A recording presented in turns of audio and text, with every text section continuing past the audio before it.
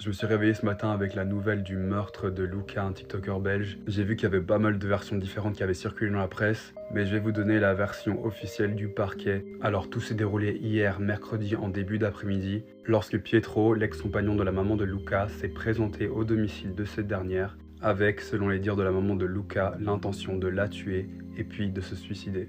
C'est là que Pietro l'étrangle et elle perd alors connaissance pour quelques instants. Alors qu'elle revient à elle, la maman de Luca s'enfuit et se rend chez sa sœur qui habite plus loin dans la rue.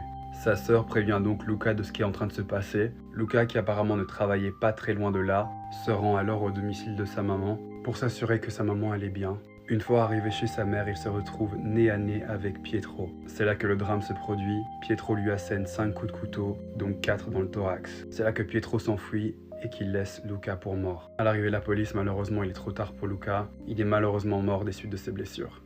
Après avoir été activement recherché toute la journée de mercredi, Pietro s'est rendu de lui-même à la police hier soir, là où il est apparemment maintenu en détention. Pietro et Madeleine, la maman de Luca, avaient entretenu une relation qui a duré 9 ans. Pietro ne s'était toujours pas remis de leur séparation. En plus de cela, Madeleine avait un nouveau compagnon, ce qui n'avait fait qu'empirer les choses pour Pietro. D'ailleurs, il y a 1 mois et demi, les 18 et 20 décembre dernier, Pietro s'était rendu chez Madeleine pour essayer de la récupérer, et une de ces 2 fois-là, il a d'ailleurs crevé les pneus du véhicule du nouveau compagnon de Madeleine. Ces événements-là avaient déjà valu l'intervention de la police. Il avait été déféré devant le parquet, qui lui avait rappelé l'importance d'un suivi psychologique. Son dossier était d'ailleurs en cours d'actualisation. Pour ceux qui ne le savaient pas, en 2013, la maman de Luca avait déjà porté plainte contre lui pour d'autres faits de violence, affaire qui malheureusement avait été classée sans suite, vu qu'elles étaient d'une moindre gravité. Pietro était censé comparaître devant un juge d'instruction aujourd'hui. Les chefs d'accusation sont homicide et tentative d'homicide. Il doit encore déterminer le degré de préméditation de ses actes. En plus de sa famille, c'est toute la communauté de Luca qui est en deuil. En effet, il était encore en vie hier matin.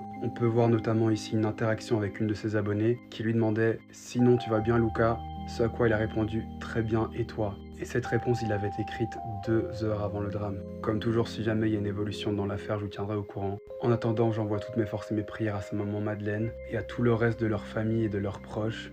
Et ce soir, je rends hommage à mon compatriote. Repose en paix, Luca.